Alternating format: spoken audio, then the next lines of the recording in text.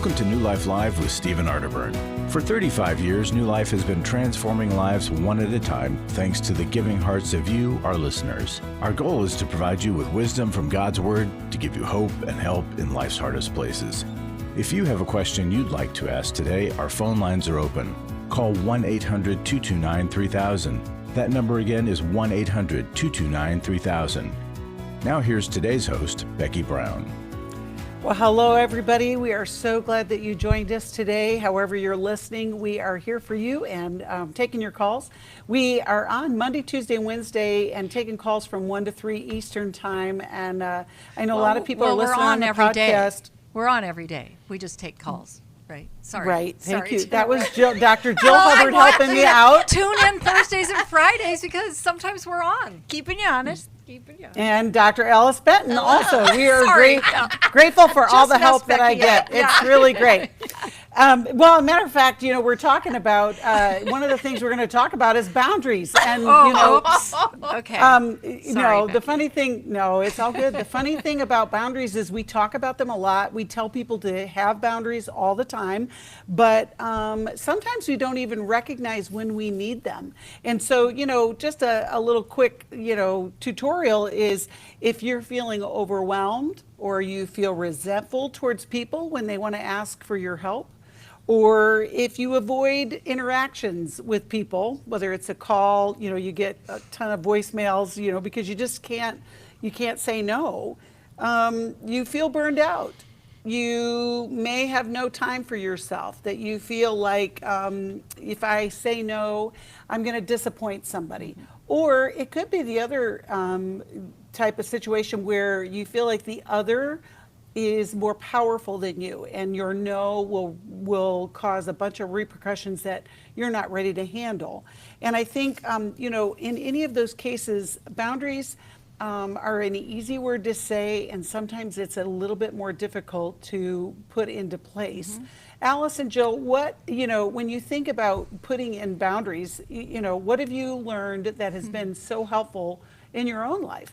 I've got a hot off the press example, because one of my children, who shall remain nameless, is a finagler with a strong personality, and I'm a people pleaser. And I've learned that boundaries can mean expressing a need I have. I need you not to finagle when I set the line or I say what we're going to do. You can respectfully disagree, but finagling does not work for me. So it's expressing my need and making a gentle request of the person in my life. And if they follow through, lovely, boundaries worked. If they won't do what I'm asking and their behavior continues to have a negative impact on me, then boundaries means I figure out how much space I need or what kind of discipline as a parent I need to enact to help teach my child how to rein in this behavior of theirs, have the internal boundaries that a child doesn't have yet. Right. Yeah, that's good. And I think it's important to remember that boundaries are not about doing something to another person, right? They are about taking care of ourselves and looking at what works for us, what doesn't work for us, what we can tolerate, what we can't tolerate, right? And so boundaries are helpful in not giving ourselves away. Right? Yes. And so then we experience those things that Becky described, the overwhelm, right? When we give too much of ourselves away, we don't have enough left over. Okay. And so we're giving from a place of emptiness instead of fullness. And that's the key, is to know ourselves, right? Is one of the things that John Townsend and Henry Cloud talk about in their classic book, Boundaries, is, your boundaries of time, talent, gifts. What makes you you? Because when you can know where you begin and end and another person begins and ends, you can get real clear about what doesn't work for you. And then begin the work on how to shut that door, how to say no, and be okay with the feelings that are going to come from that other person. Because That's right. it's gonna require, some strength and some, resilience that comes with feeling like you disappointed somebody, but knowing that you didn't hurt them. This isn't, that might hurt their feelings, but that doesn't mean that there's something that you did wrong. If you need help with boundaries, we are here for you. You can get a copy of John and Henry's book from us at newlife.com, or you can call us. We're going to take calls right after this break, and that is a boundary. We went to the intimacy of marriage in 2019. We were both done. This is Steve Arterburn. Do you feel like your marriage is done? New Life can help. We believe that everybody has room to grow in the intimacy level of their life. Our Intimacy in Marriage workshop examines the various types of intimacy, spiritual, emotional, and physical, as well as the challenges of experiencing true intimacy. The next Intimacy in Marriage Intensive is February 16th to the 18th in Orange County, California. Call us at 1-800-NEW-LIFE to find out more or go to newlife.com. 1-800-639-5433. Don't settle for a miserable marriage or even one that's just okay. It's possible to experience a new level of intimacy and have a great marriage. The transformation, phenomenal, and it's transformed our lives so much. 1-800-NEW-LIFE.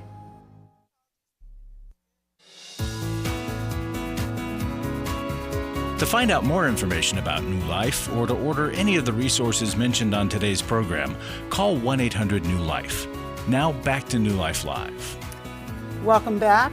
Lose It for Life is online next Saturday, and Alina Alzru, who's one of our network counselors as well as an expert in physical fitness, will be joining Steve. And if you've attended before, maybe you want to do it again, because online it's easy and it's good to have a refresher. You can call us at 1-800-NEW-LIFE and we'll give you all the details, or you can go to newlife.com for that information. We're going to talk with Jeremy, who is calling us from Dallas and listens on KWRD. Hello, Jeremy. Thanks for waiting. How can we help you today? Hey, thanks for having me. I was calling because I was listening in about you guys talking briefly, or I was briefly listening in on you guys talking about porn, and kind of it dawned on me that I'm dealing with something in my relationship with my fiancée, who's a faith-based woman, and she's beautiful. I'm a tattoo artist, and basically what I'm having a hard time with is, kind of where to draw the line as far as, like, what's okay and what's not okay with using, like, sexuality or enticing photos or things like that, that are helping us or that could benefit us, her being a model and me being a tattoo artist. And I work at a faith-based tattoo shop here in Weatherford in Texas. And yeah, and it's really hard for me sometimes because I have, beautiful women and beautiful people all around me. And I think that it gets lost sometimes in the translation or sometimes with the intention, which I know mine are pure. I don't look at porn. And so your guys' show kind of made me kind of ponder a few things and actually really want to reach out and, like, be humbled about it and know, like, that it's not just me and my ways, because I've been doing this craft for about 18 years. And so I feel like I have a little bit of a set in stone way of thinking. And I understand that, sometimes I just need to let those walls down, or I need to be open-hearted. And I want her to feel beautiful, and I want her to feel supported, and I think it's very important that she has my support, because these were things she had in her life before I was there. And, I kind of always tell her it wasn't, those photos that drew me to you as much as the godly posts or as much as the godly things and the spiritual things the journey that you're on. Of course, that's an amazing bonus, but, I just was curious as to, like, where should I kind of let that compass, navigate me? Because I feel like sometimes when I let it be my way, she starts to feel like she's not important, or that she's, on the underhand of things. And I don't want her to feel like that. I want this to work equally and successfully. Jeremy, would you share with us what's one of the more extreme examples of how she uses her sexuality to entice? Well, so she's had some body modification, as I like to call it, some implants and some work and some Botox. And so she also works for a couple of, like, major companies where she does modeling. And, it's sexually enticing, meaning, there's lingerie, there's obviously a sexual taste about the photography that's happening. There's been a couple of times where I was uncomfortable about some of the video shoots or the photo shoots, or I wasn't even aware per se. And, I don't think she's being mischievous. I just think that she is like me. She's afraid of hurting me. And, these are things that her and I both had, in place before we got as serious and as devoted to each other as we are. So, again, there's nothing that's come out of the blue. It's just, again, I'm having a hard time dealing with it because in a volatile situation where we're expressing our feelings and then it becomes a little bit of like jealousy or a misunderstanding, as I would call it. Basically, again, it's like these are things that are so deeply rooted in how we put, food on the table. Right. Excuse me. So I have a question. Are you more concerned about the impact, like you mentioned the jealousy, on each other and how you feel in each other being kind of exposed out there to other people? Or as you're, okay, but also coming from a place of a more of a Christian worldview, what you're putting out there as a Christian that might be a stumbling block to others, because those are a little bit different. Exactly. Well, it's a combination, and then also we both have kids from previous relationships that are looking up to all of our actions. So absolutely. I'm a transplant from California, right? And I came to Texas for a better, more godly life. And ironically or not, because I don't really believe in ironic or, those kind of luck or things, we met back in California about 20 years ago. So we've gone through so many different life things on our own. And again, I think that's what makes us who we are. And I'm proud of that. And I want our kids to be proud of that and kind of, if that can merge together properly, I think that's amazing. And the challenge, one of those like power couple things or something. Well, I want it to be like you said. I know that my heart is with God, and I know that I want to know that the imagery that I'm tattooing, no matter where on the body it might be, or who it's on, and I want to know that the intention is kind of like met at that same level. And I think I get confused. Right. Well, place to blame. Yeah. The challenge. This comes back to what we opened the show with, though, Jeremy, about the boundaries. You're on a journey of discovering who you are, using your gifts and talents for good. I know that resonated with me. Yeah, and the journey that you're on, also, Jeremy. And now that you have a woman in your life that you want to share life with. How do we have these honest conversations about what our future together looks like in a safe way that doesn't trigger each other? And it's such a it's one little conversation at a time. But what happens so many times in couples is we have internal conversations in our heads, in our spirits, and then when something triggers that internal conversation, it comes out full force. And the other person wasn't expecting. Right. They weren't thinking, oh, hey, you've had a couple of thoughts about this. Where did that come from? And it is a journey of having those conversations. Alice, what would you add to that? Well, I would say, Jeremy, that you have a strong faith-based reason for entering into tough conversations about this, but you're doing it in a world and a culture that says you have no right to dictate what she is doing with her body. So you're up against a lot. Exactly. But your stance, I believe, is protective of her and of your marriage. What you got to be cautious about is it also controlling? Do you have other controlling aspects to your personality, or have you tried to control her in an unholy way historically? So be aware of that potential vulnerability. But I'm with you that there's biblical reasons to reconsider the extent of both of your careers, because it could put your marriage at risk, and it could put your parenting at a hypocritical risk of, kids are going to point to what we do and not do what we say. So my suggestion would be that you enter this conversation with a whole lot of humility and with a lot more questions than answers. Meaning, can we talk about how what limits we might need as we move towards marriage to protect ourselves, our marriage, our parenting? And this is probably unfair for me to even bring up, but I realize that in my career, there are a lot of temptations as a tattoo artist. And I wonder how that affects you. If you're ever worried about the beautiful women whose bodies I'm tattooing on and how that affects me. And can we both question how well are we living out our beliefs in our careers? And I would try to see what she would come to just with those inviting questions. And if she's not up for it or she doesn't go in the direction you're hoping, then I would say eventually, cautiously and gently, to bring up things like the lingerie photo shoots. I'm realizing as we're moving to marriage, those don't work so well for me. Can we talk about that and what we might do if we can reconsider some of that? But do it with questions so that it's a discussion, not a lecture. Sure. Right, absolutely. Exactly. And Go ahead. I think I agree with you. Wow, that's amazing.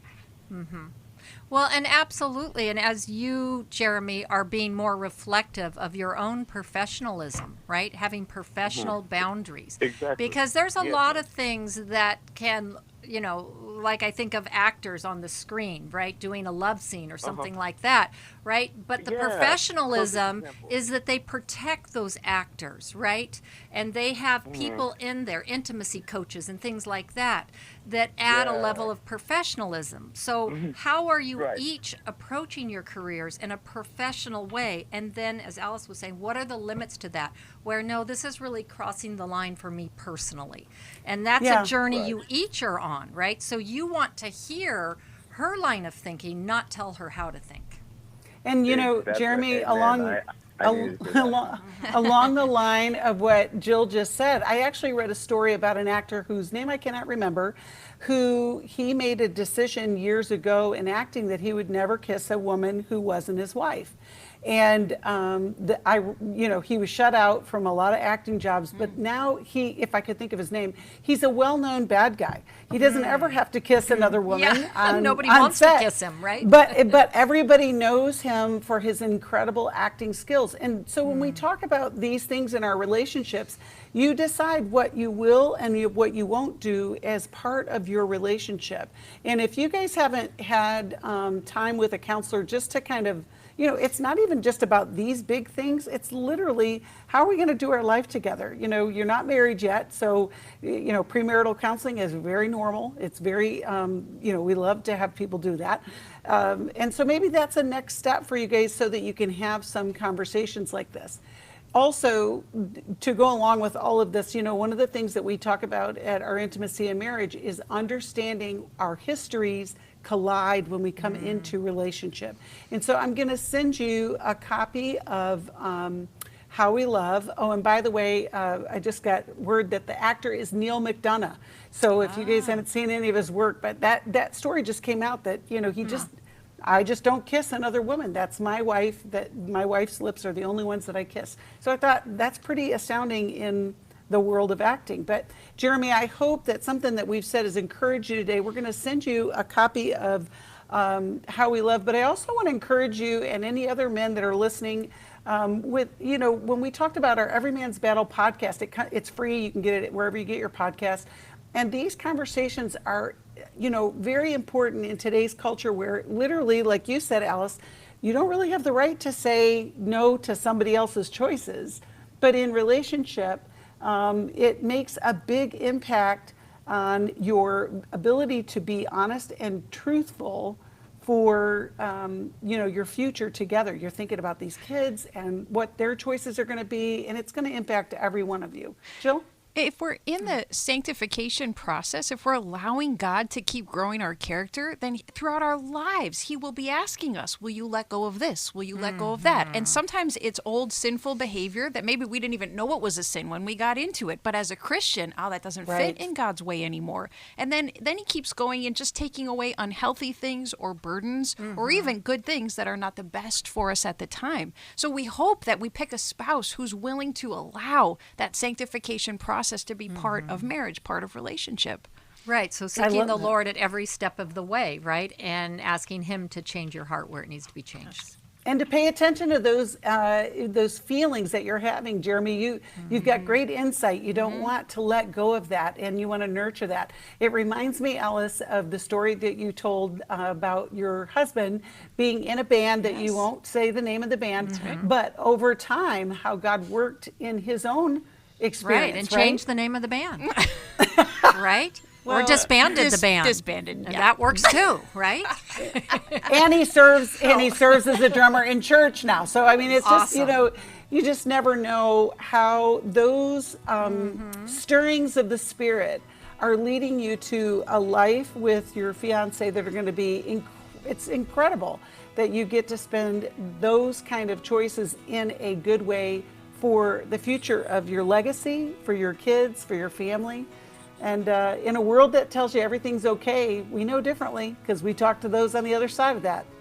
And if you're stuck on the other side of one of those choices that you feel like you can't get out, just know there's always hope. There's always a chance for a new life. And we can help you get connected to people who can take you on that journey. We'll be right back, continuing with your calls right after this. When you give to the New Life Scholarship Fund, you're giving someone hope for a brighter future. I was kind of in the closet and hid with my struggle. Your donation really made the difference, especially in my situation, because I would up getting laid off from my job. At the New Life Intensives, hurting people are able to begin a new path towards healing and freedom that has an effect on all of those around them. I think the people who support New Life financially are people that I'll never know. I'll never be able to thank them personally for the gift that they gave to us. Their giving saved me, my husband, and our family from being torn apart. To help hurting people to connect to the help they need, make your gift to the Scholarship Fund at newlife.com or by calling 1-800-NEW-LIFE and specifying scholarships. Someone called and sponsored me to come this weekend. Whoever that is, just know that you saved a life. Literally, you saved my life. 1-800-NEW-LIFE. Dr. Heidi Summers on coaching. A lot of people don't understand the difference between counseling and coaching. Coaches can help you with strategizing. Not everyone is in a crisis or recovering from a trauma.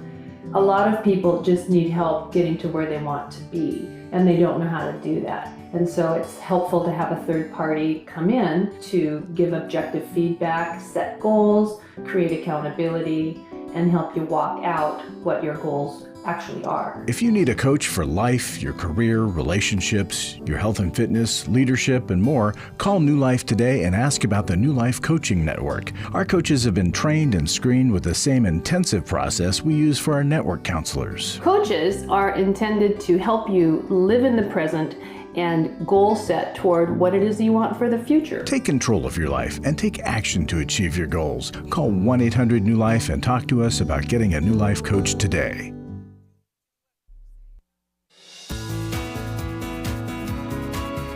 We'd love to hear from you. If you have a question or a comment, call toll-free 1-800-229-3000. Now back to New Life Live. Welcome back. We're so glad that you are listening today and hope that we can help you in some way. We're going to go back to the calls and we're going to talk with Jennifer, who's called us from Fort Myers, Florida, listens on our podcast, and you can too, wherever you get your podcast.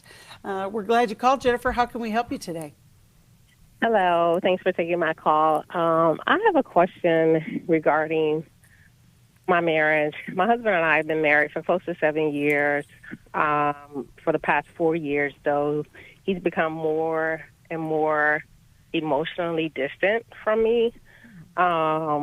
Really, in some instances, almost abrasive with my requests for like more emotional connection and or my basic express concern about certain things based on my emotions.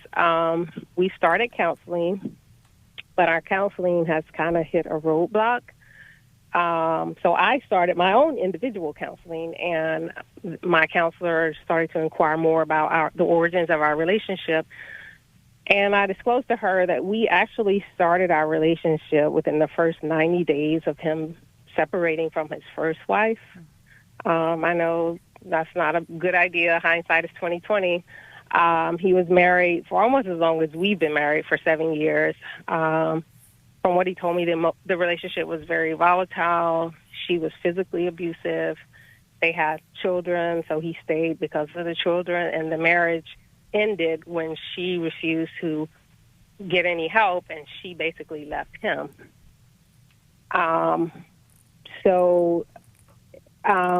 With that being said, my counselor suggested that I talk to my husband about, did he really completely heal? She was strongly suspecting he didn't because we started a relationship soon after. I talked to my husband about it, and he disclosed to me that he has not healed from that first marriage.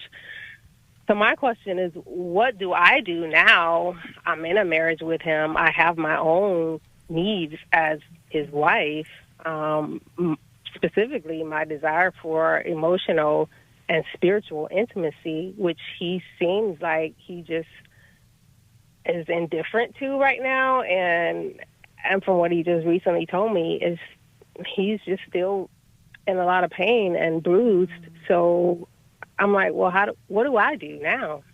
Jennifer, you said the change occurred 4 years ago. Do you know of any major life stressor that happened in addition to all these other things you're talking about? What happened to him 4 years ago?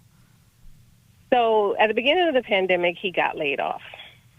So that was like a big stress for him because, he doesn't like for me to feel that he's not reliable financially. He did get another job, but it is a job that requires him to travel a lot. So he's gone a lot of the time for the past 4 years. Like, we may see each other once a month, twice a month. Oh. Wow. Is he a trucker, Jennifer? He does work in that industry. Yeah, well, that's the reason why I asked, because that's a typical rhythm. But what has happened, though, you guys have just continued to disconnect, and so combined with him not having that healing, now you're stuck with, okay, who are you, and how do we get connected? Jill, right? Well, and Jennifer, that is hard, and you've seen this pattern. So he's on the road a lot. What does he, and have you asked him, what is he willing to do? Does he even see that there's a problem? Can he admit that? Well, he sees it as me having a problem with him, because for us to start counseling, it was really me seeking out a counselor, because I noticed the arguments were starting to increase, starting to last longer, starting to become more intense. And the affection basically just fell to the side. But I'm like, this is not, for the first 3 years, it's like he's a different man than he was. Do you know if he's coping with increased alcohol use or maybe even substance use? He does vape. He doesn't, when I'm around him, he doesn't drink a lot, like maybe just to watch a football game or something with friends. But he doesn't have to wake up and use alcohol to, start his day or anything like that. And vaping is THC. It's marijuana, not nicotine, or both of them possibly? From what I know, nicotine, but I can't say for sure it's not THC. Okay. So it is hopeful to me that he did agree to the couples counseling. What happened when you all hit the roadblock? Are you still attending couples? We are. They're spiritual counselors because we're Christians, so they advise that we really, spend more time in prayer and devotion, like together, to kind of create a basis of spiritual intimacy. But he really is not fond of that idea. He feels that we can do Bible study and prayer on our own time. But so it's kind of like a spiritual disconnect and an emotional disconnect. And I feel like for me to silence my needs is to really ignore what I need as a wife, as a woman. But I don't know, how can I lay that already on top of what he's already dealing with? There's some blame shifting on his part, but he does take some responsibility. So we've got some strategies that we can share with you after the break of what to do next, because you've done quite a few of the right things already in seeking the help that you're getting. I agree, Jennifer. You can hear the music. We're going to take a quick break, and we'll come back with some of those steps forward and But it's weird because while prayer, Bible study are really good, we agree with that, there is so much more that has to happen in couples recovery, and to have a great marriage together takes some other kind of work. We'll be right back after this. We all face days where life throws us a curveball and our routines or plans get disrupted. Things we wanted to do are forced to take a backseat to the unexpected demands of the day. If you normally listen to New Life Live on a radio station, well, you might not be able to that day. And on these hectic days when you're feeling stressed or frazzled, hearing the sound of counsel given on New Life Live is just what you need to navigate the unexpected things of life. Every time I'm troubled or I have a problem, I'll cut on New Life, and there's always something that is said that is helpful to me. By listening, I have learned more than I can ever express about how God wants me to live. Download the New Life app for the easiest way to listen wherever you are and at a time that's convenient for you, or watch the show on our YouTube channel. You can even subscribe to our podcast from your favorite podcast provider. You never have to miss a day of New Life. Wherever you are, we are. I have given to New Life regularly because I have so many people that I am referring to New Life who so benefit from the ministry. I just can't imagine what would happen in my area if New Life wasn't available to us. You can help New Life Live stay on the air by joining Club New Life today. When you sign up to support us monthly through Club New Life, we'll send you the new member thank you gift of all 8 100-day devotionals, including 100 Days of Prayer, 100 Days of Freedom from Depression, and 100 Days of Peace. There are also ongoing benefits like the monthly Club New Life CD or download, access to the Club New Life video library, quarterly resources, free shipping on purchased resources, discounts on workshops, and quarterly online meetings with Steve.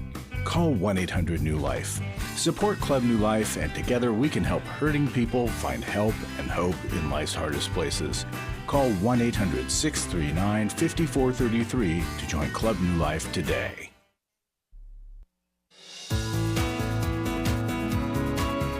We're glad you joined us for New Life Live. To be a part of the program, call 1-800-229-3000. Now back to New Life Live. Welcome back. We are talking with Jennifer, who's married, and they are really disconnected and seeking help. She's done a lot of the things that we would say, hey, Jennifer, you should do this, that, and the other thing. You're doing it, Jennifer, which is great. But the problem is there's still this huge disconnect in how to get your husband the healing and the help that he needs when he travels all the time. Right. Alice or Jill, who wants to start? Well, I was just thinking, Jennifer, you talked about 4 years ago, he was laid off at the beginning of COVID. We know that, I mean, most people, that's a difficult experience, and men especially, a lot of their self-esteem is tied up in their work. And so I think it's important to acknowledge what a hit that was for him. And now, in a job where he travels all the time, it really allows him or adds to him detaching, right? Kind of compartmentalizing so that he can be away. The problem is he doesn't know how to reconnect or to find those moments of reconnection. And he probably has a lot of time to think about things. So when you talk about the fact that he's not over what happened in his first marriage, and he's actually admitting that, which is a good thing, I'm wondering if he's willing to do some work on that piece, because I think he has to touch on that grief and hurt, prior to or in addition to trying to connect with you, because he's not going to know how, and he's probably going to be afraid to do that without looking at that. Jennifer, there's a technique that's called rolling with the resistance, because you're getting some willingness in some parts of him, and then you're getting blame shifting at another side of him. And so he's speaking some truth when he says it's your problem, but he's also denying his part in the problem. But I would go with that to say, gosh, you're right. I've been thinking about it because my emotions are my problem. And so my hurt, my upset, it's something I need to keep working on and what to do with my emotions. That's not going to be all, Jennifer, but that's an entry point to gain a little traction with him, because we all still have our imperfections. So there's more for you to work on with your part of the problem. And that can sometimes lower defensiveness on his part when you're kind of giving him, yeah, you're right about that. It can make him more likely to hear about his part or be willing to look at it later. And that part can be, as Jill pointed out, this life has been really hard for you the last couple of years. You said recently you're thinking about your ex-wife. So you must have a lot going on in your heart as well. How about if we both keep working on what our part of the problem is, me and my emotions, you and whatever it is you're carrying, because there is a burden on you. And Jennifer, I'd give you a caution, and this might be hard to hear. But if he is on the road most of the time, and when he gets to be in your presence, if you are generally upset and trying to get him to look at the problems the little bit of time that he's home, if you're doing that, it's completely legitimate. The attention needs to be on the problems. But it may make interacting with you very intimidating to him. I only get problems when I talk with my wife. I'm exaggerating, but he may start to feel that way. And so if it's mainly problematic, then he might withdraw even more. So this is unfair. But we wives really have to be careful of our ratio. By that I mean, we have to give a whole lot of positives and attaboys and genuine gratitude so that our husbands can digest the problems that we need to talk about. That there's a magic ratio that researchers have actually found, 5-to-1. 5 positives for every 1 negative. Most of us are heavily on the opposite end of that ratio. We give tons of negatives. We rarely ever give praise, especially when we're justified. Maybe he's not doing all that much that's praiseworthy. That's what it feels like. So going for how hard of a worker he is, that he is in couples counseling with you. Load on the praise so that he's better able to receive the negative from you. Well, right, so that he feels good in your presence, because that's what keeps him connected to you. Is that he has good feelings when he's with you. If it's all bad feelings, he will go elsewhere. Well, because he's already, and he's already feeling the bad. And then if he's disconnected, so, one of the things, my father-in-law was a truck driver for over 30 years, millions of miles, and this was before we had all the connectivity that we have. And one of the things that he would say is that there's a lot of time to think. Well, when you spend a lot of time alone, whether you're in a truck or a car or even at home alone, and no one is there to disrupt those thoughts, you can go down a bad path for a long drive.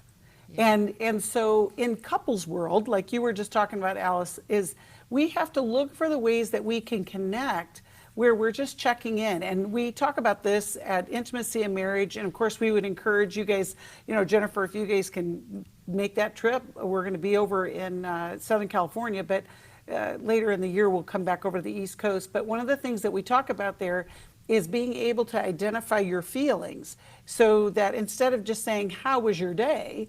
You say, give me 3 feeling words for your day.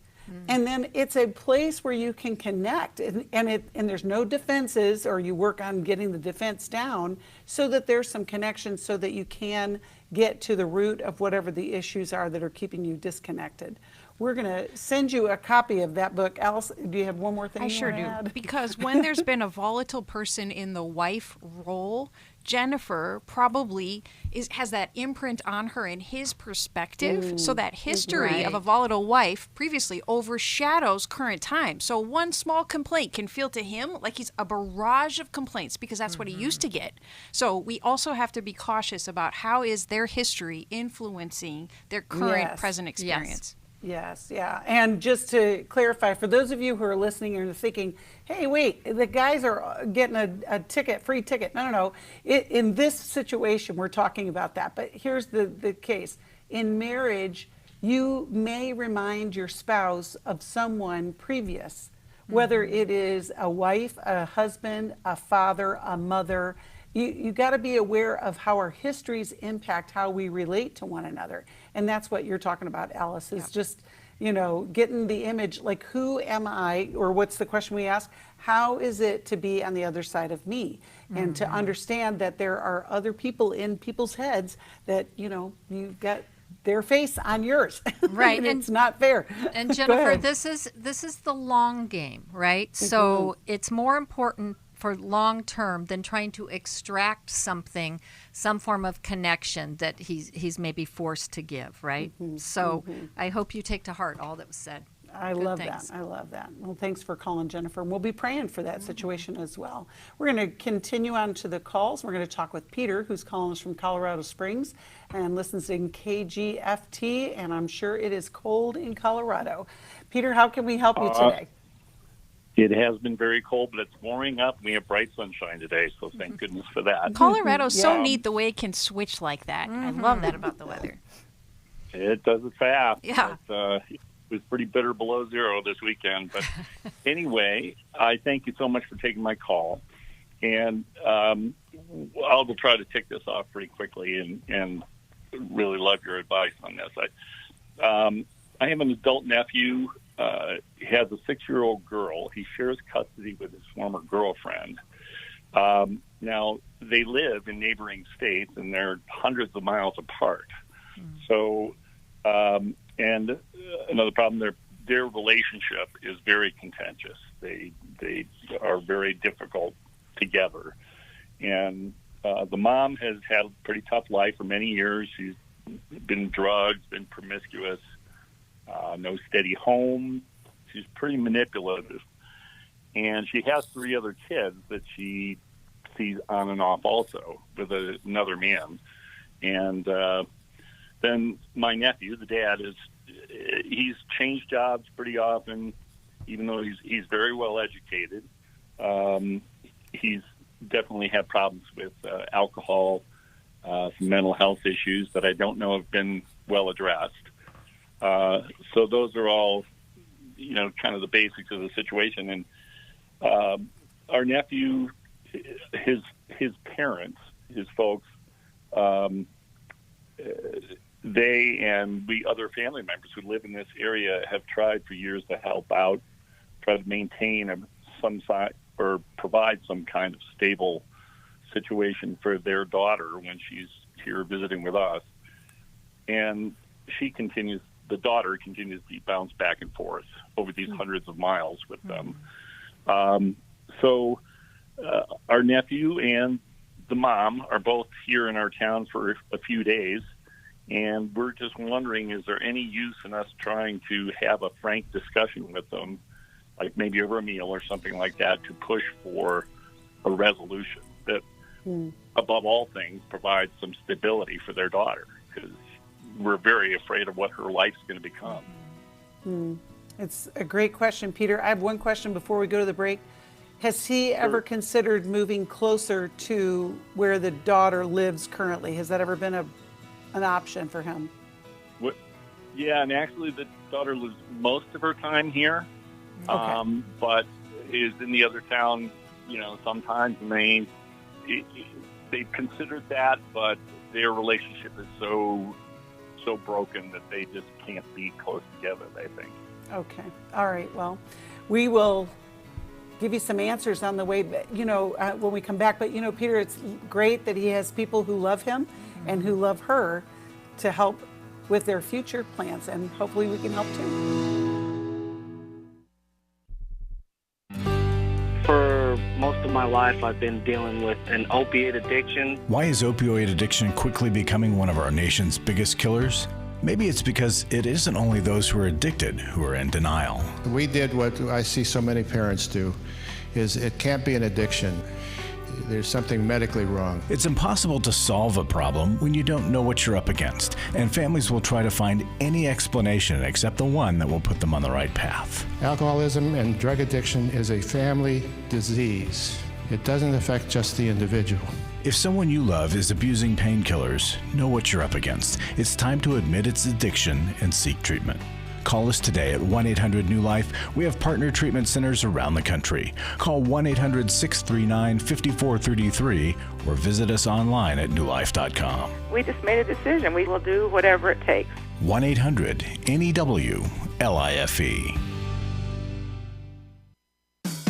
Hi, this is Steve Arterburn, and for over 34 years, New Life has been the most trusted name in Christian counseling. Your ministry has saved my life. If you struggle with emotional hurt, family, or marriage problems, the pit of depression, or the pain of addictions, we can help. I'm down 100 pounds now from what I was. Our treatment programs provide clinically appropriate solutions from licensed professionals, all in a biblical framework. I have had problems with alcohol. I think God has ordained this place to be His. You don't have to be a prisoner of your pain. Help is available at 1-800-NEW-LIFE. She tells me that I'm a new man, and I feel like a new man. It worked for me, and it can work for them too. This time it is different. If you're ready to take the first step towards genuine spiritual and emotional healing, call us today at 1-800-NEW-LIFE. God can open the door to a better tomorrow. Call 1-800-639-5433.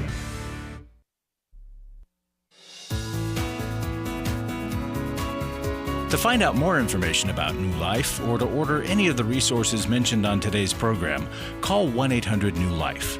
Now back to New Life Live. Welcome back. You know, if you are looking for a devotional for this time of the year, we've got a gift of any amount. You will receive the Life Recovery 1-year devotional from New Life. And, you know, we appreciate your gifts because it helps us do all that we are doing. And so this is just our way of saying thank you. And there's some great readings and scripture and quotes for each and every day of this new year. Maybe a great next step. You give a gift, we give you a gift, and it's all good. We're going to go back to the calls, and we're talking with Peter, who has a nephew who is sharing custody with the mother of the child, and it has been a challenge. And you're wanting to have a conversation with them because I think they're both in town. So, Jill, let's start with you. Well, I'm wondering, Peter, I mean, your idea of a frank conversation. I think a conversation could be helpful, could be warranted. I'm thinking maybe more of an empathic conversation. And I'm wondering if you're wanting it with both of them, with her, what you're envisioning, right? And obviously we don't know the whole history of how you all have tried to intervene here. But I think some understanding, what you don't want is for them both to shut you down right away, right? That being said, you also don't want to be afraid to have a difficult conversation if that feels what's warranted. But it usually has to come with a lot of understanding and a lot of willingness, which you may have already proven, to come alongside. How can we best support you all and support your daughter? You know, the two of you are struggling. You have your individual struggles, and yet there's a child here who needs, you know, adequate support and parenting. So I don't know what you're thinking in terms of that, but it's important to really lean in with some empathy for them, first and foremost. Peter, well, you know, certainly, I'm sorry. Go ahead, Peter. Yeah.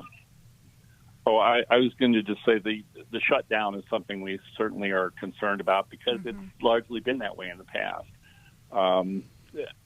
We've talked to, well, especially the nephew, because the nephew lives here in our town.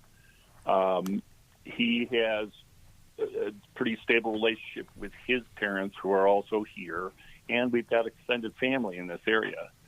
It's much more, I guess, a supportive environment here than she has where she lives, where it's much more of a broken family situation. But the nephew is defensive, and oddly enough, even though they've had this very difficult relationship, he still feels some strong tie to her. And, you know, we struggle with that. But because, you know, because the courts have said, yes, you have to share this custody, we feel like maybe it's finally best to try to have that difficult talk, but with both of them. You know, I don't know if you'd call this kind of like an intervention or something, but something where we sit down with both of them and say, first of all, above all else, we are really concerned about your daughter's life. And we, you know, want to find a way that you can provide her with as much stability as possible. So in that, Peter, be ready knowing what level of help you're willing to keep doing or to add in. Would you pay for therapy? Would you send them to one of our weekends? Are you Are you suggesting counseling for the daughter? Any of those things, be prepared with your family. What are we willing to offer to them first?